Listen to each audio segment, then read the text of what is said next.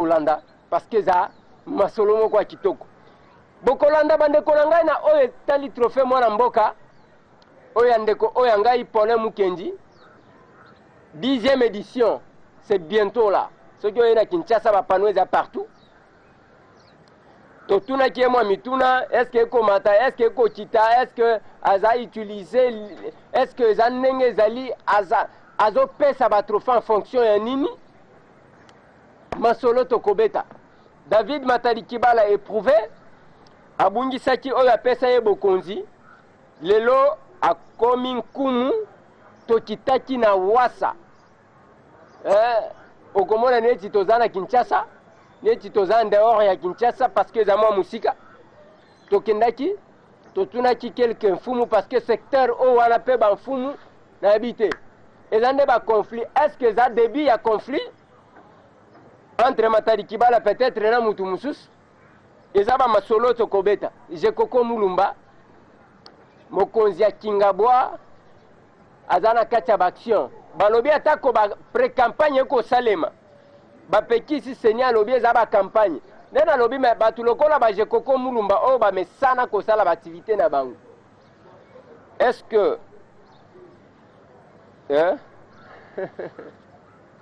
voilà ba masolo tokobeta bandeko ya ngai parce que eza système ya lisu likolo ya misu mibale eza musala biso na bino tosinya contrat eza oyo biso tosalaka pamba te bino bato bozwa biso na musala bandeko oyo ngai trophée mwana mboka tokokutana kuna tokotala ndenge koleka na système ya lisu likolo ya misu mibale ekomi ya keba bise soki ezoya okomona batelemisi yango basoda bakoti na minduki bazwi bato mbongo nyonso bokolanda element ya oyo eleki ndenge bakopanzaka bato bamitu. Qui va sécuriser les Congolais? Et qu'est-ce qui se passe dans nos services? Et ça passe na lingi bolanda parce que tolobaka pambate tozalaka na ba preuve. Mbote ndeko? Mbote babeleza. Ndeko kombo nani? Patou Kabangu. Patou Kabangu. Yo zanani? Osalaka nini? Na chauffeur bus. Chauffeur ya? Bus boma Kinshasa. Ah, osalaka boma Kinshasa. Tokuti bato batondia bobengisi biso tomoni honorable po ba bengi biso to ya moins rapide il kamuni ne salim. Bon, un civique ekomi makasi na nzela. Ouais. Na nzela nde tozoya wana ba voleur armé ba ko motel misa biso neti lelo ba agresser biso la descente à bango na 22h. Nazo kita descente na moni moto et doublé ngai et liboso na 3 personnes ba kiti. Le temps a résisté à beti balle. La télémi a démbé la portière na ngai na kiti tina C et sera descente de Suki na bomimi na nyonso tout ababoto la clé de contact bani ko fouiller mutu nyonso tout na rata mutuka bazui mbongo ngana zaki na 30 000 francs la poche ba bisa na pesa $2 000 en tout cas na la mbongo te on na lango na zui na pesi bango 30 000 francs ba bisi musu ye wana ba biso alinga tele ba balexé arme musu ya yeso alinga tele masu balexé arme ale nde ba ko boto la biloko ba toala ba pandi na garçon na bazui ba bete kosa munduki apasuki na mutu awa na likolosus mais ba ko libérer avec non bobiki pona chauffeur aza souple aza bien ce qui pona chauffeur te doit ça bino mabe tête bibemeli lala boto yebité événement où salemi place nini et puis ezalaki na heure nini au même qui batu boni na kacha bis na yo nazalaki na 65 personnes dans le bus nazalaki na 22h35 bis na yango ah bis yango yo ouais 22h35 nazalaki na 55 personnes dans le bus 65 personnes ouais na descente à Bango de trosso ya banda Kisonga ti Matadi eza zone rouge de totambola la risque belé voilà eza à combien de kilomètres ya Kisasa? C'est 280 km. Place wana. Bon, ils ont à combien de kilomètres ya Matadi? La Matadi ils ont 45 km. 45 km. Yo victime ya liboso ou bien zo salema régulièrement? Ils ont salema régulièrement. Bon, est-ce que ba konzianini ya Matadi ba Jacques Mbadu gouverneur ba za informé te ba yebili gambwana te? à plusieurs fois tu fais avoir information là maintenant tout le monde a besoin de réaction que JP ou ta matériel dia au la patrouille na bangu ezongi tout le monde en route tout le monde en route donc tu fais ça par rapport à la milieu la télévision la ciment la matine ko la bâche à kati bâche azu le blog ba to qui ça la c'est mais tu fais ça par rapport wana tout le monde en route événement ceux qui n'a qui malamu au moni moto et memi 2 personnes donc bazane ti 3 ba doubler bino ba leki ba telemisi bino olingio résister ba beti mbuma yo telemi ouais nde ba ye ba opérer ba sala opération ba biso ezaki ko ya na sima wana moyen ba telema ezalaki te soga ya freiner ba leki c'est arme allez les cas donc yo pe mo la biso mundu ya mo sala résister ko te à la doubler vraiment que ba yeso freiner ba leki c'est arme les cas donc on résistance de aux athées to fandi ka biso nto na kati ba mama bazolela ba bloko musu dogi ba biso zo boire ba saki na zamba pona obanga wana ba komi au nom de Jésus entre temps 4 personnes ou ba kitaki na yebi na destination la bango la panique wana 4 garçons ba kitaki la descente wana les postes ça ba yina mbongo na bango ba se protéger ba kiti banda ba tikala kipe na tiko mbongo na bango OK mais na kati mutu moko azoki mutu moko azoki ba betie cross arme na mutu na la likoloso awa azala pe mutu baba ke déjà azoki traitement à l'hôpital à Zando. Voilà honorable Mbote je crois que wana eza secteur nayo oza député national Eli Aboma oui batu e komi soki batu bazo uta kuna pona ko ya Kinshasa to ko uta a ko kende Kinshasa e komi ya koyinda réaction nayo oui ndeko na ebité toza na mboka nini osomona eloko ezomatisa kanda ya population yango oyo babiloko ezosalema lokola toza na gouvernement te banda eloko esalemi nazobenga ministre de l'intérieur bocha bazoyamba telefone na ngai te ngai naza Eli ya peuple soko omoni nabengi ministre de l'intérieur aza mpo na population ntango ye alamuki na ntongo telefone il faut ezala ouvert ande oyo ebandi lisusu ekum oyo bisika ezoloba bango wana c'est proche de Matadi eza proche ya Matadi donc nga nazo kosenga tozokenda balobi tokenda baélection balobi dialogue ono dialogue mpona nini mpona koapaiser esprit est-ce que tokenda baélection na tension ya boye na ndenge bazoboma bato boye tokolobake no bitokenda élection mais bazobakisa kanda ya population voilà ndeko nazoloba mokonzi nyonso azolanda ngai naza Eli ya peuple naza envoyé ya peuple mosala na ngai yango oyo soki réellement tozala bakonzi na mboka oyo ngai nangi nasenga na ministre de l'intérieur asokipe na sécurité ya province ya Congo central d'ailleurs ndende nazoloba boye lobi tozoza na plénière lobi nakolobela ngo na assemblée parce que namoni tozosakana na mboka oyo ngai nayebi te toza na mboka nini vraiment mboka nini oyo toza nango oyo Congo oyo mais honorable ozomona certainement ministre ya intérieur aza na niveau national mais gouverneur aza quelque part si pas quelques mètres makambo ekosalemaka ozomona te que ya négligence et relâchement na niveau d'abord ya province avant ya okoma na niveau national ndeko nga naza député national na ba prérogative nanga en tant que député national il faut s'adresser directement na ministre de l'intérieur muta ko instruire gouverneur na niveau ba Congo voilà pourquoi nga nazo ko viser kaka na ministre de l'intérieur la ministre de l'intérieur azalaka à l'écoute ya population biloko nyonso mabezo salema il faut azala attentif parce que parmi ba prérogative na ye ezali ko protéger population yango nde prérogative na ye en tant que ministre de l'intérieur donc ngai en tant que député national il faut s'adresser na ye voilà pourquoi nous avons dit que lobby soki plénière ezali lobby na kosala motion ba ninga na nyonso ba député représentant ce peuple bayoka biloko ezoleka na Congo central soki eza malamu honorable nalingi na yeba selon yo en tant qu'acteur politique et député national insécurité wana eza semé na bato bobengaka baoma en uniforme c'est-à-dire ba soda ba policier ba insécurité kozala ezouta na Kinshasa eke kosala ba dégâts kuna ou bien eza insécurité ezouta Matadi s'éloigner pour que ba dépouiller les paisibles citoyens. Non, d'abord même la fois passée bato bazala miso bazomona bango ba client balobi ce sont des hommes en uniforme non autrement identifiés baza bana uniforme baza bateni basoda me bayebani te baza na minduki na bango nde bazo ko opérer babiloko wana zelana honorable chauffeur wana zali ndeko bato yango bomonaki balataki ndeni bon na se alati teni mais likolo alati elamba ya malili nase alati teni nini bon tenant il y a vert kaka tenue militaire à vert il y a tache mais à vert kaka azui fanine par dessus ati likolo a se masquer a kangi mouchoir de tête awati na munoko donc misu kama tono monana bango nyonso bakangaki ndenge bango misatu ya o na moto na mibale bano sala opération na auto bus donc bango nyonso ba se masquer donc baza kagoulé voilà justement voilà honorable voilà de quoi confirmer que batou balataki bateni na se likolo ainsi de suite système en opération kaka nalingi opesa moi lilobano ya suka pour que nazwa réaction à quelques personnes aussi ici.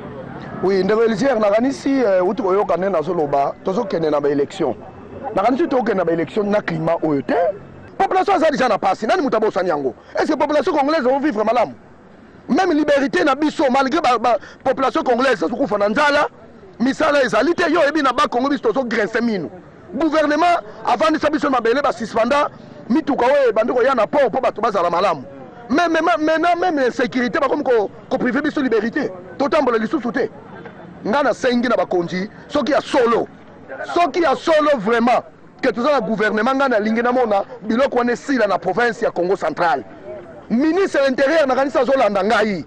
Ça c'est l'honorable Poba qui te parle. Tu dois prendre tes responsabilités. Ou tu es ministre, ou tu n'es pas ministre. Voilà la solution dans le monde. Mbote ndeko. Mbote papa. Yo pe ozaki na kati ya bisi. Non, nga za chauffeur nazaki toyaki na sima na ye. Yo siko eleki ndeni. Biso toye kuta bango batelemi. Nde nga na telema boye donc musuna ezaki na liboso alinga telema balakisi ye arme après nga suna ye na telema susu balakisi nga su donc telema yaki te ntango boleki wana boke kotelema mwa musika ou bien mosani no tema tondoluka place susi ate eza mpo totelema tosinale la police toke na susi ate ata komanda aza te policier moko aza te eloko moko te na kisonga eloko moko te donc bana mai baza te mai baza te eloko moko te donc totambola na insécurité nga mona na babambanga no libanga gayar na parapluie awa donc balinga betanga libanga ezwi na parapluie epanzani nyonso na mbanzangungu donc mbongo péage efutama toomona eloko moko te rien babebisi no nzela de mbanzangungu ya lukala babongisa yango te babebisi yango batika ngo na posi wana donc tosufrika ndenge wana de bongo ata duku tokoloba te loda bahémorragie de paille. Voilà là où nous amène l'insécurité. Omoni biso émission na biso tosalaka makambo ya maboke te yake mwa boti biso toke tofilme te wana biso tosalaka te mais soki omoni tolobeli eloko yebaka eloko wana eza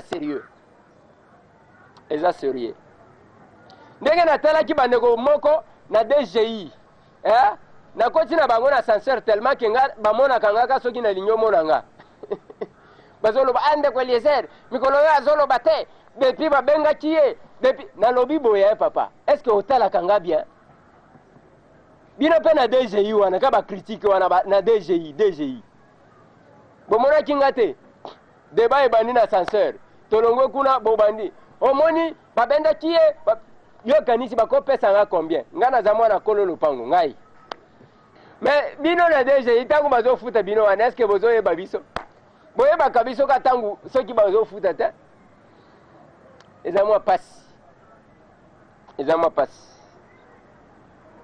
nalingi bolanda makambo ya baprovince ndenge ezaleli. Evariste Bochab, vice-premier ministre en charge de l'intérieur, abengaki biso pour un point de presse. Comme na yebisaka bino toujours que ceux qui ont moni un membre du gouvernement akobanga kabiso. Aza conscient na niveau na ye, na ya niveau ya gestion na ye, na oyo azali kosala. Bolanda, tozaki na vice-primature. Son Excellence, Monsieur le ministre de l'Intérieur et de la Sécurité. Je vous en prie, asseyez-vous.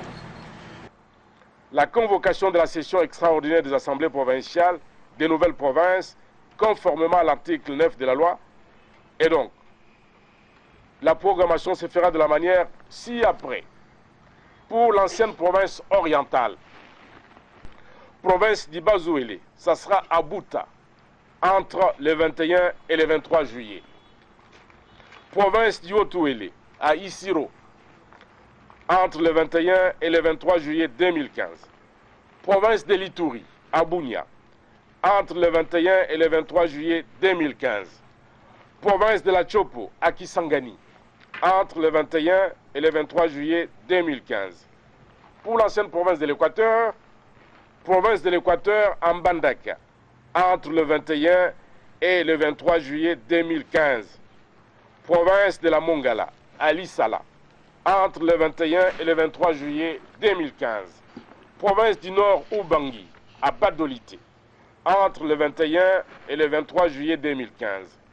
Province du Sud Ubangi, à Gemena, entre le 21 et le 23 juillet 2015. Province de la Chuapa, à Boinde, entre le 21 et le 23 juillet 2015. Pour l'ancienne province du Katanga, province du Olomami, à Kamina, entre le 28 et le 30 juillet 2015. Province du Haut-Katanga à Lubumbashi, entre le 28 et le 30 juillet 2015. Province du Lualaba à Kolwezi, entre le 28 et le 30 juillet 2015. Province du Tanganyika à Kalemi, entre le 28 et le 30 juillet 2015. Pour l'ancienne province du Kassa oriental, les sessions extraordinaires des nouvelles assemblées se tiendront de la manière suivante. Province du Kassa oriental en Mbujimayi, entre le 28 et le 30 juillet 2015. Province de la Lomami, à Kabinda, entre le 28 et le 30 juillet 2015. Province du Sankuru, à Lusambo, entre le 28 et le 30 juillet 2015. Pour l'ancienne province du Bandundu. Province du Kwango, à Kenge, entre le 5 et le 7 août 2015. Il y a quelques questions à Lingala parce qu'en français ils ont été nombreux. Moi, je suis Evariste Bouchab, regret d'abord d'abord les micros dans les PSAT, il y a besoin des autres les autres salamans. Pour tout le monde qui va au camion de Moko, mais tout n'a pas besoin de réponse.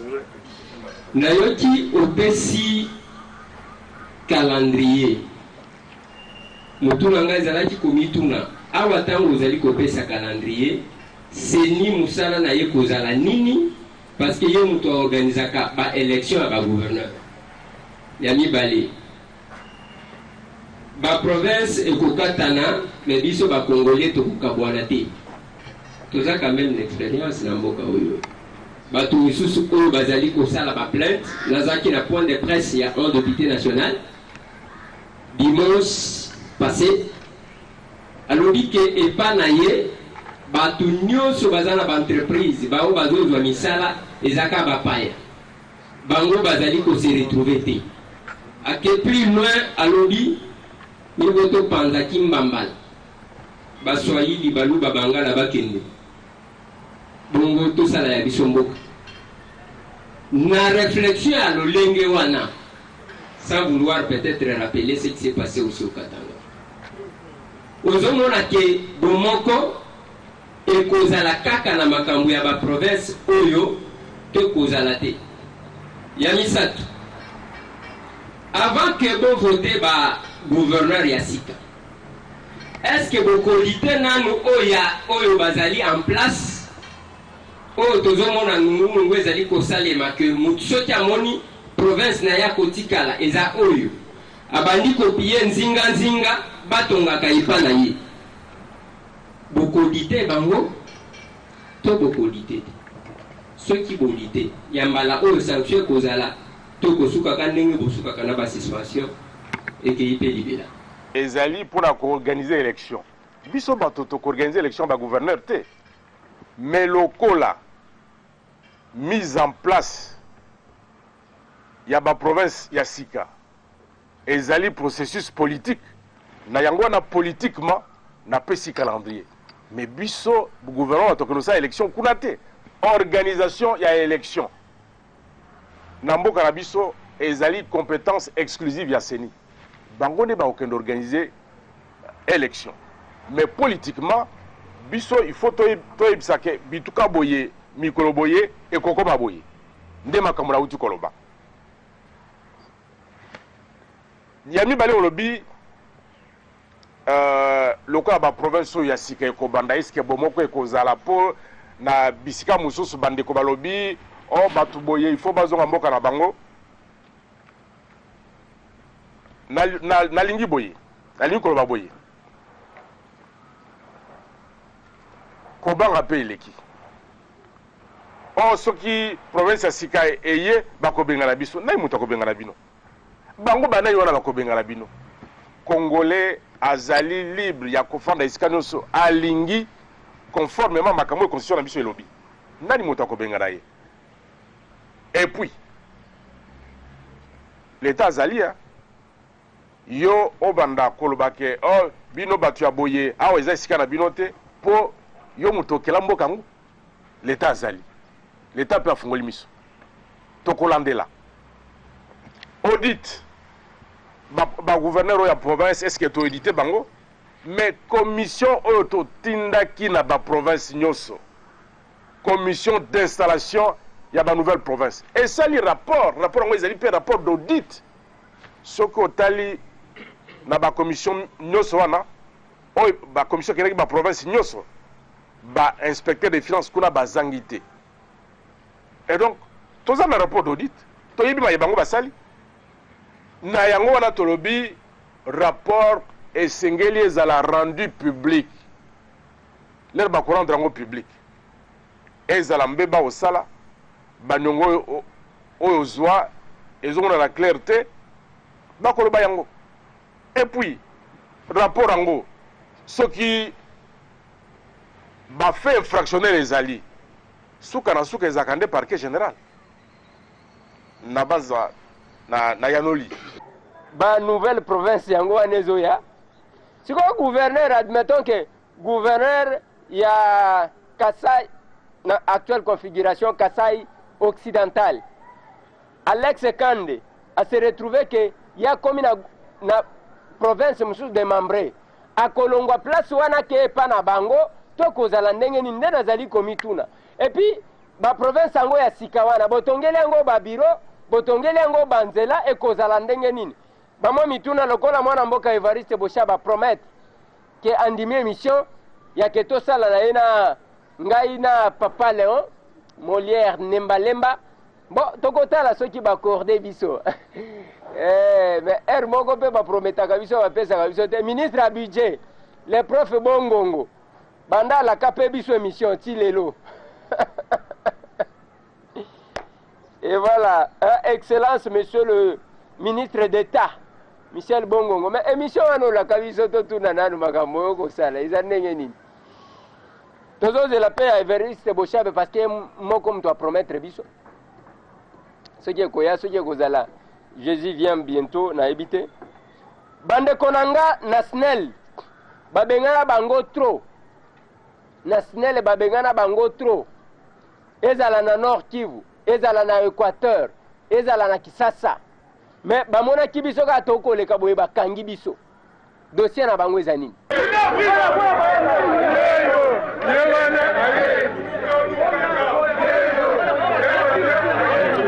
bandeko balandi tozaki na kati ya nzela tomoni bapapa batelemisi biso toyebi te soki likambo na bango eza likambo nini yango tolingi todécouvrir biso na bino nini yango ezali kosalema mbote papa mbote papa Lézer tokuti bino ebele awa botelemisi biso eza likambo nini awa toza batravailleur ya 24 entreprises publiques d'économie mixte et privée mais sikoyo toza na batravailleur ya SNEL batravailleur baoyo balisansiaka bango abusivement massivement baza batravailleur baoyo baza kobenga bango bajournalier balisansiaka bango il y a de cela des années sans bapesa bango badécompte final na bango sans bapesa bango biloko nyonso esengeli tango oza kolicencie moto il faut oyeba que article 163 ya code de travail elobi que olicencie moto abusivement il faut opesa ye 36 mois ya salaire na ye po akende pe opesa ye certificat de fin de service po ayeba numéro na ye ya immatriculation ya INSS tango akozala 65 ans d'âge akende na INSS bapesa ye pension na ye mérité Merci. Ouais. Ce qui n'a pas boye, ce qu'on moni toujours se traîner au ministère à travail. Yenda ko exécuter ba ordre nyonso e outil mitindo outil dikolo. Exact premier ministre na président de la République ne ba yo ça na place na. Mais ministre ya travail azana même ministère sur les entreprises qui dépendent du ministère à portefeuille. Bango nyonso ata basirisi bakopesa rapport na ye.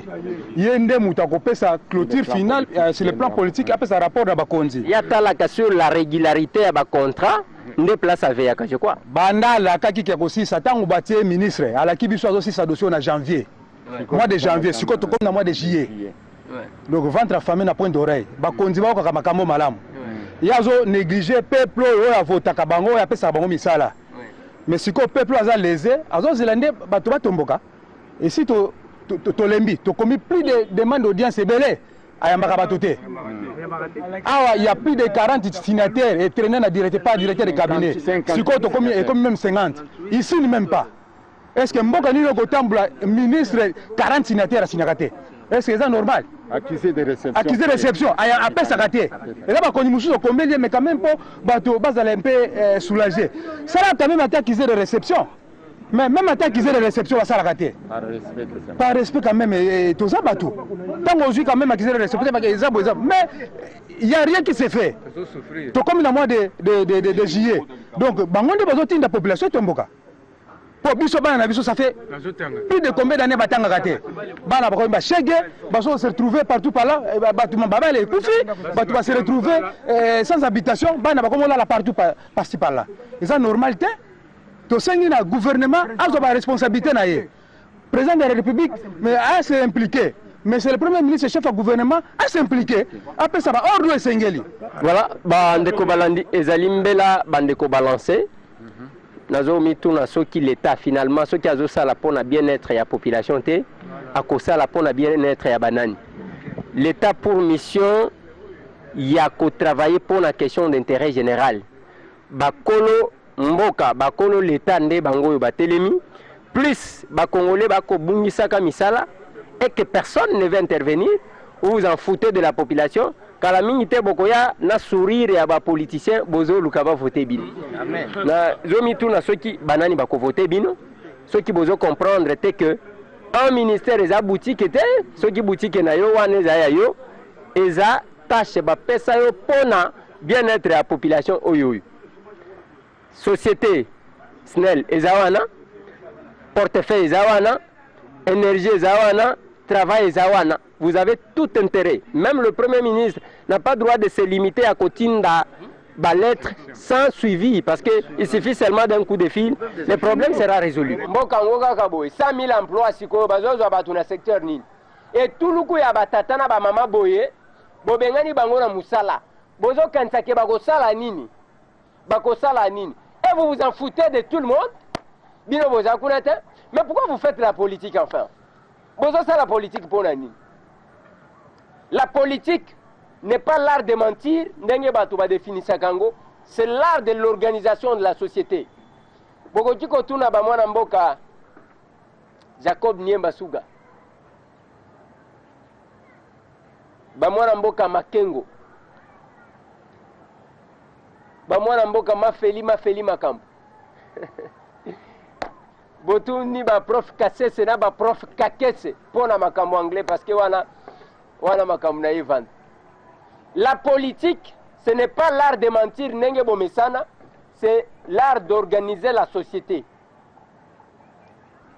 Mais si ko soki bino et comme batu bozo bengana batu ndenge bolingi, sous-traitant c'est pas journalier basila kate ezaka kandengo wana on sait qui protège finalement les Congolais national ba kobengana batu ndengo et on s'en fout na bango nyonso tout bino boza kuna te mais est-ce que 100 000 emplois ngo soki emploi ndenge na komi koloba 100 000 emplois ngo ezana domaine nini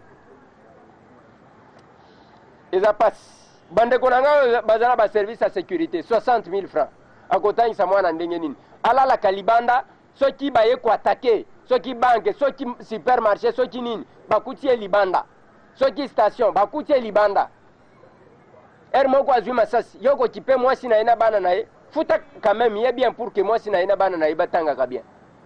On va vivre dans un pays où ba journalier sous-traitance lokola eloko mosusu on s'en fout tala bandeko ya SNEL ndenge bakonyokwama. Nous espérons que l'État peut s'occuper nango. David Matadi Kibala a perdre oyo apesa kie kimfumu lelo comme mfumu full. Est-ce que tokozela film mususu ya to filmaka oyo alobi aza mfumu te oyo alobi aza mfumu parce que biloko to vivaka nde yango wana na ndenge elekaki na baoyo bakendaki kotala ye bokolanda mais moko mpe bokomona bato babambani na se nde bokomituna ekomi démonstration ya puissance bolanda. David Matadi Kibala tokuti yo awa toza wapi? Awa toza na Wasa na commune ya Mongafula. Wasa eza quartier eza nini? Village, eza village Wasa et puis commune ya Mongafula. Ouais, oyo kosani.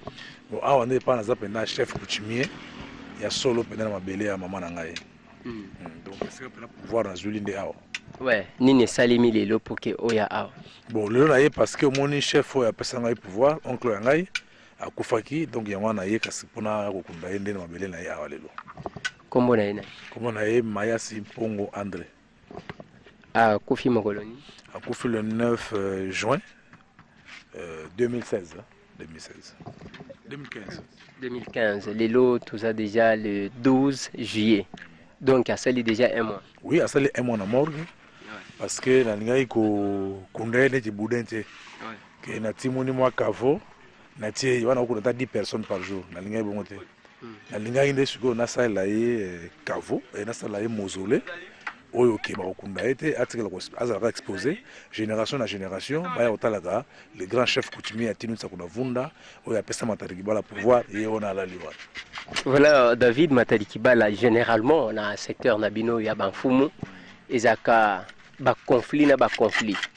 Est-ce que tata oyo akufi ye pa botaki soki abotaki est-ce que bana na ye ba kondimake yo kitana na tata na bango to ekozala début ya conflit mususu?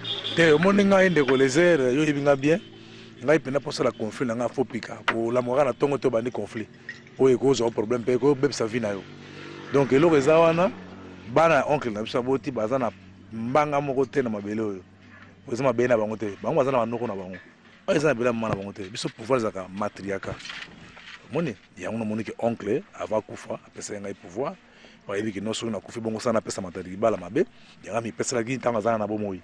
Donc le bien salaki yango ne ngafona honorer makasi ningo mona boye. Tomoni mausolée ba ko bongisa kuna mais likolo nini otie likolo?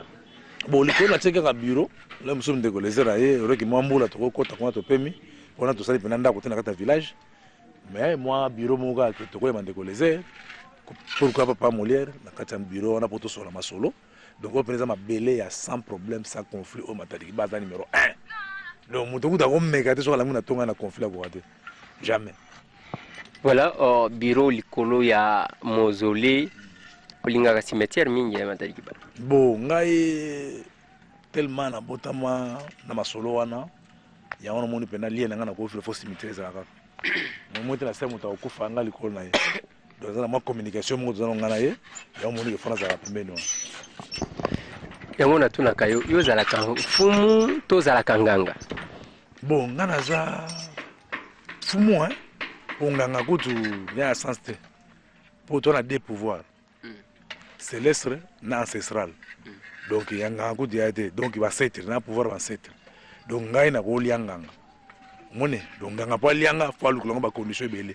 Mais ngana ko lianganga facilement. Donc na ko za nganga te. Na na likolo ne nganga. Mone donc pour na pouvoir ancestral. Voilà. Oui, lelo namatanga oyo ozui na cadre ya bino banfumu nini baye ko tala yo quand même. Bon, on a CG, secrétaire général de l'Alliance, Azawa, banfumu mususu ya groupement na ngai ya pembeni ba voisin bali, na banfumu mususu alemba imbu, bazali na mususu ya Bandundu, bazawana na bangala mususu bazawana, bango bazuma coquinaire ya parce que mon y avait facilité, muto ya mususu transport, mususu boye mais quelques-uns banfumu ba ina numéro 1 banfumu azawana. Banfumu du film bols. Voilà, na habité ceux qui photo bengaye akokunda mato bon parce que oyo na habité ceux qui za kokunda to eza ko bomba mfumu wangu akobomba na ernini parce que tout le monde ba tout komi awa je crois 16h bokokunda ye to bokobomba ye erni. Bon, normalement, tout le monde est dans la présence na yo, moi na ko lopango. Voilà yo ye, on est to songa boye to pesa feu vert, ko rezo ko ta ko te sans yo za. De toute façon, c'est la ga yo. Donc retard to yo ne mutu pesi yango, mais il faut préparer mon manda ba casier, pour faut mutu ba za la ga yo pour de longo. Merci beaucoup, chef David Mataliki. Merci de coller dans ce permis. Awa esika doniati makolo ezali esika sa majesté David Mataliki bala. Oyo biso tokoli koloba ezali ete esika onko ya lali banko ikakande bayaka kolinga ye. Ndepe biso moko bankoyi to esika onko ya monene ya lali pona kolela ensemble et puis pona koyebisa na te kumbu nyonso bazali pepe respecté et oyo tozali reconnaissant envers bango. Bazali peuple bayambi biso nyonso totiki ba village na biso pona koya pa na bango et puis ko yebisa bango encore mes condoléances na peuple teki umbu nyonso et aussi na sa majesté David Mataliki ba.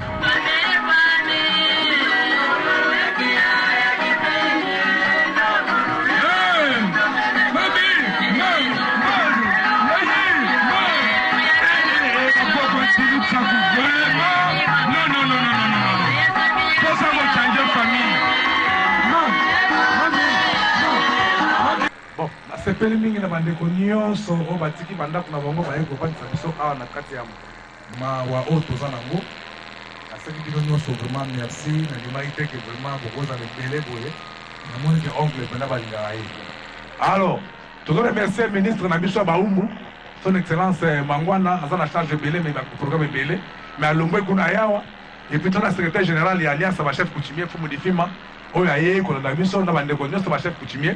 Et puis la présence il y a Zombi Patra, les zombies Nyamamakila, Zombi Azawana, grand chef coutumier. Il n'est pas pour assister 30 minutes à Kunavunda, na Kati Masoloka. Bon, mon inspecteur provincial ya Kinshasa, chef Mataliki Bala. Olandaka bitumba mingo banda rotuna ngame yo lo biaza chef te. Nabita za presse. Toka lingi chef aluka ki chef. Et omoni lola lobi muto yo azali bokonza kidisa la kisinga. Ndela baki siko comme chef qui peut alors servir dans l'alliance. C'est là l'essence ya pour protéger bokonza. Et aujourd'hui muto ala tisaki ye wana zokende.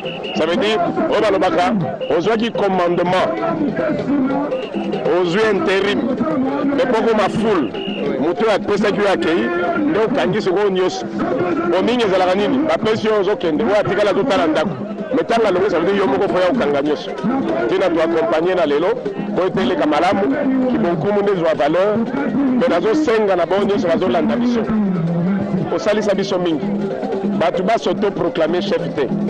Poza la bande kono babingo chef ya famille lobi ngana komi chef coutumier. Poza la bande ya bindo konzaka biso lobi na komi chef coutumier non. To respecter principe na po bonkumu ezwa poids. Mingi ba sepela na bonkumu ce qui fait notre plaisir. Le sol ngo bunda nango ya ko bunda nango na biso bankumu.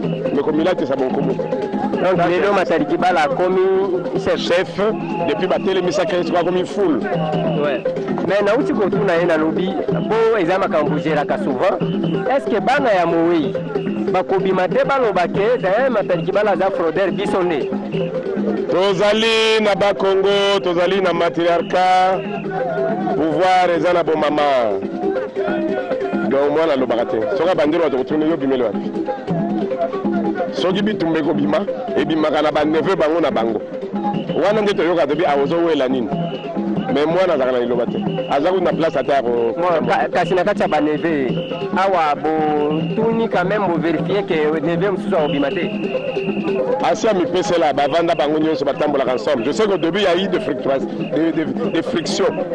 Mais basi babongisa sali bambula. Ti lelo yem ta konzaka. Il y a même pas de débat. Nazalaka le premier na ibsaka iso bo sisi bitu na famille te na koyamba yote. Nazalaka très pointu et bien. Merci. Merci. Voilà, bandeko waneza cérémonie ba keiko sala cérémonie na bawe ya bafumu.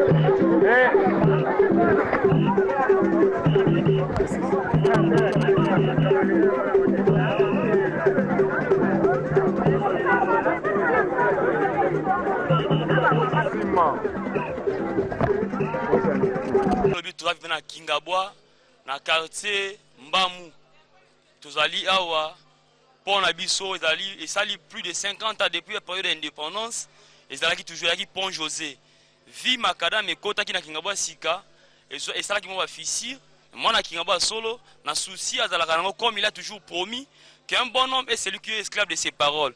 Il nous a promis d'être toujours près de nous.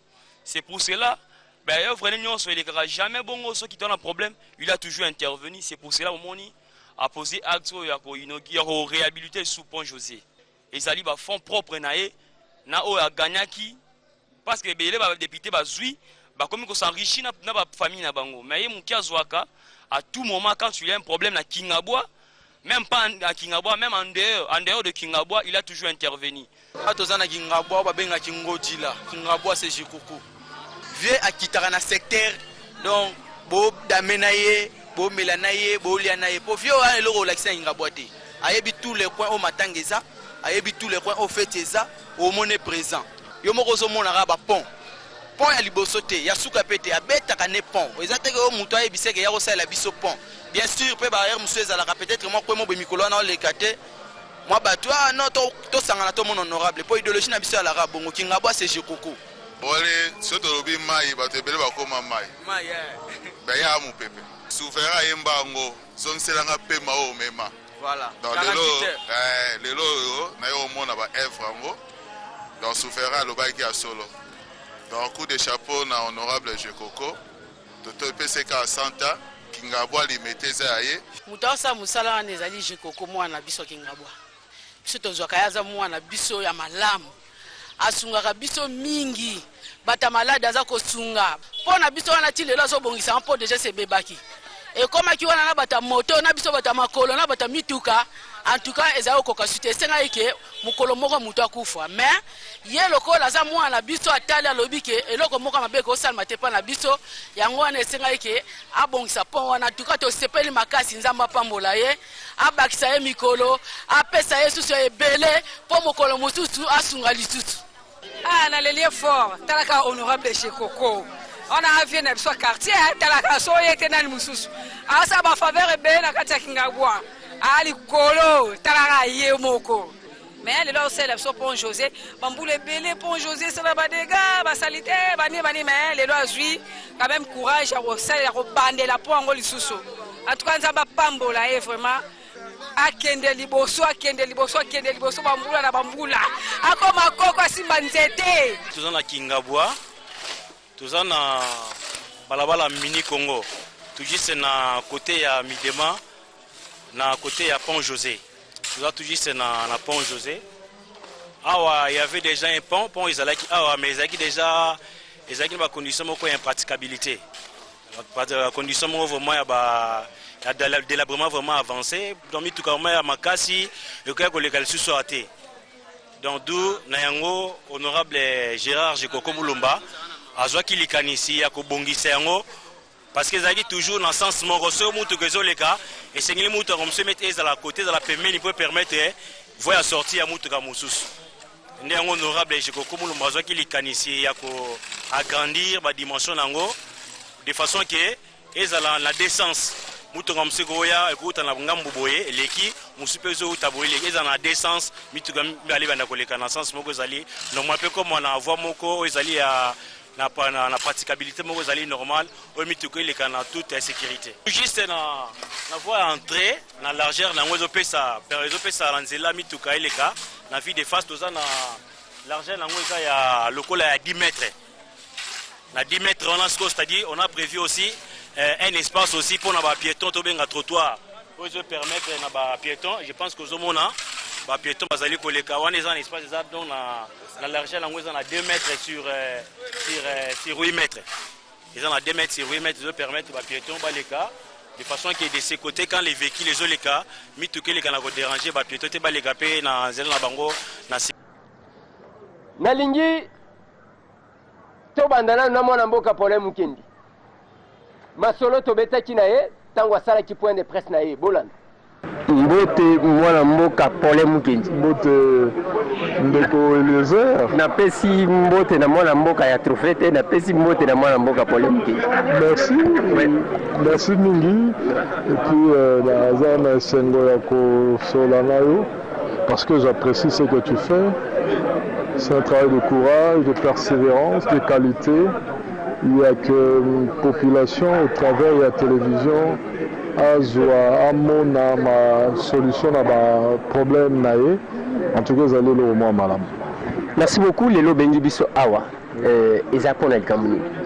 Vous allez parce que le 17 juillet, donc vendredi, il y a mois de juillet le 17, c'est la 10e édition, il y a Mwana Mboka.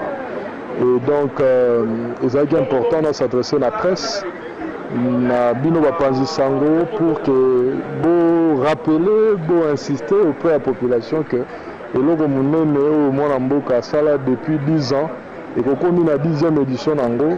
Et donc, il faut bien surtout l'andelango, te soutenir, pour te faire les bosses. Voilà, 10e édition déjà. Succès, il y a première édition, il y a deuxième édition. Yango pe kozala na 10e édition Paulin Mukendi mwana mboka ezo mata to mwana mboka ezali kokita mwana mboka eza la constance ezali ko se maintenir pour que mosala obi la vie c'est le haut et le bas ezaka raté que top le plus important et wana ezali important na bomo ya mutu nyonso na mosala ya mutu nyonso ezali ozala stable mwana mboka ezali stabilité mwana mboka ezali constance mwana mboka ezali persévérance et je pense que le roi tolobelaka excellence il faut tolakisa ndakisa wana. Voilà ba nani bopesaka trophée ya mwana mboka généralement critère nini esalaka ke bo décerner mutu trophée mwana mboka mwana mboka ekopesama na bato nyonso oyo bakosala misala oyo ezali komonana oyo mpe ezali na litomba na vie ya mboka na vie ya batu na vie ya continent na biso africain yo okoki kozwa trophée mwana mboka Nembalemba Léon Molière azwa mpe trophée mwana mboka na ndenge asaka misala na ye moto nyonso okoki kozala maçon okoki kozala écolier neti mono avandaka oyebi lelo so olobi dictat français dicté okomona biso nyonso so tomoni bana bavandi oyo avandaka na Gombe oyo avandaka na Bandar omona bato nyonso bapesa chance na mwana Gombe jamais à côté ya njili ya Masina mais na première édition ya concours à dictée national mwana mboka amona mwana oyo ya Masina ya 12 ans Jean Kituku azwa asala 100% na dictée nationale donc aleki na bano oyo balobaka neti bango nde bakoka na français bayebi orthographe bayebi grammaire mwana wana azwa 12 ans en matin na podium azwa trophée donc c'est pour te dire que mwana mboka eza koconcerné tout nyonso mapinga bapanzi sango bahomme d'affaires bapoliticien baartiste toute tendance confondue babusinessman wana ezali mosala na biso ya koencourage bato wana mais na mwana mboka po topesa eloko nyonso surtout na étudiant oyo asali distinction to na élève oyo abriller en tout cas tovérifiaka yango toza na bapersone ressource oyo tocontactaka pour que ntango tokopesa tozala na difficulté te mais règlement na biso mpe elobi soki moto akosi biso to atriche eke eza prouvé tokoretire trophée en tout cas na règlement ya mwana mboka eyali mais soki otali bato nyonso towana étudiante moko Nadège je ne sais pas asalaki distinction ya makasi na pharmacie na Unikin lelo aza professeur d'université azali professeur na UNIKIN toza na bana ebele topesa bele bazwi babourse d'études baza na mikili mosusu bakobriller en tout cas balauréat na biso ya éducation nationale soki ovérifie okomona ke en tout cas toza parfait mais ça va.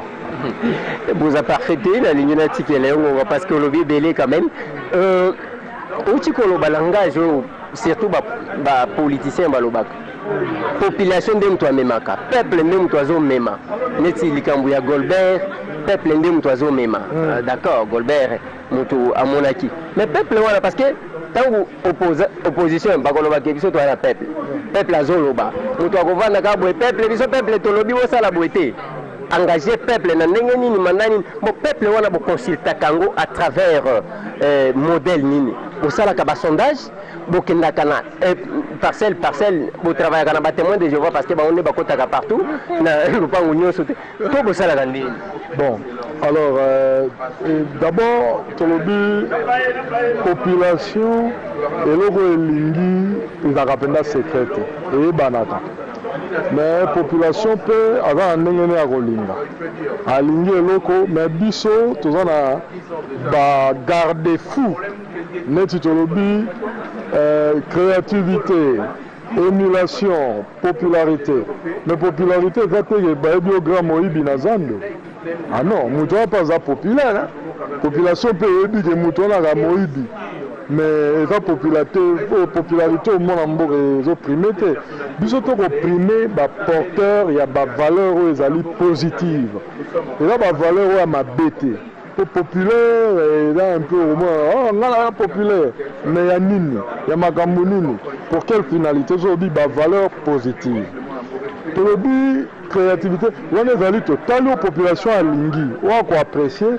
totali critérium ya kati tomixe yango tolambi yango tobimisi nde mutu sondage na bamoyo ya biso tosalaka effort pour ke tozwa tendance toyeba eloko nini ezali kotambola mitu ya bato mais biso mpe toza na mission ya kokende kokundola bato ebele bakosala misala ya kosakana te mais ana moyen ya koleka na tv te ala moyen bayeba ete neti mono ya 12 ans ya senga biso te toprime mais biso tolandi baactivité koleka na mboka tobi eloko oyo na écolier ya 12 ans azaka na masina kuna place oyo bato balobakaka o chine o boye me bavaleur eyali kuna biso nde fo tolakisa bato biso nde fo toloba ke oyo azali modèle po biso na mosala na biso toza na mwa expertise oyo ezali ke eveneme epesi biso oyo biso mo toza nango pour ke toloba nzela oso tolandi eza mpe mabe te mais biso ezali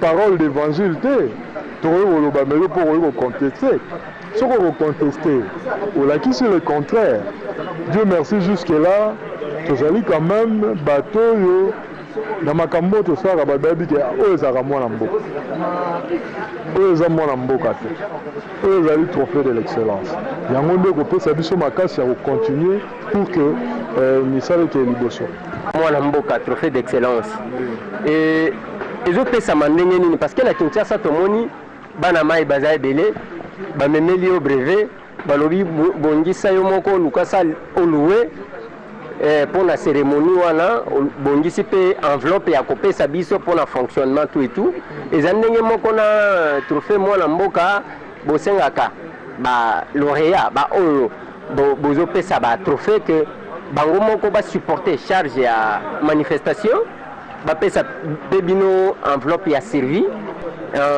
to eza nini non ezali ke biso makambo wana yako lukasale non biso d'ailleurs so otali mwana mboka esalemi na halle de la Gombe après Grand Hôtel salon Congo koma moke tokende na parking tozali organisation oyo eza kosala effort ke ezala indépendante ezala souveraine ezala ke lauréat soki aye asentir ke en tout cas mboka na ye et reconnaître misala na ye soki lobi moto wana lobi alingi asoutenir mwana mboka to encourager biso tokoboya mpenza te mais biso organisation na biso soki elobi ekosalema tozwaka badisposition pour que makambo nyonso ezala na charge ya organisation.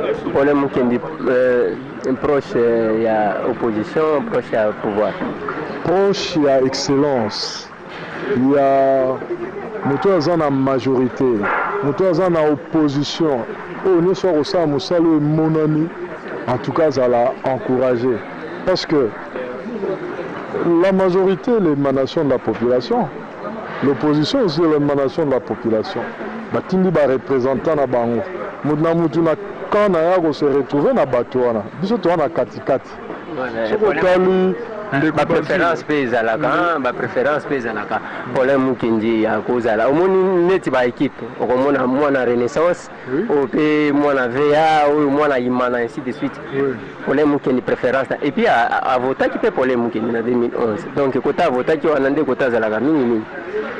Ngai nzete ya mabeto ya malamu bayebaka yango na bambuma. Nga nakasi ke na ndenge toza boye tomoni bato mingi même na métier na biso oyo bakomi na députation baministre baza na bacouleur na bango badeklara yango. Lelo nga na deklaraka excellence mwana mboka ngano na deklara teke naza motu ya boye to ya boye.